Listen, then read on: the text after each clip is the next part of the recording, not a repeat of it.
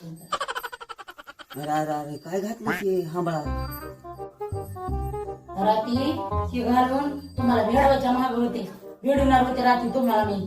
पण तुम्ही काय केलं माहिती का? काय केलंय तुम्ही माझ्या घरकुलं कानाखाली घातली.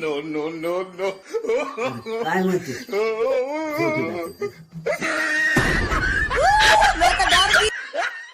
आता नाही हानी तसलं घालू नको ना.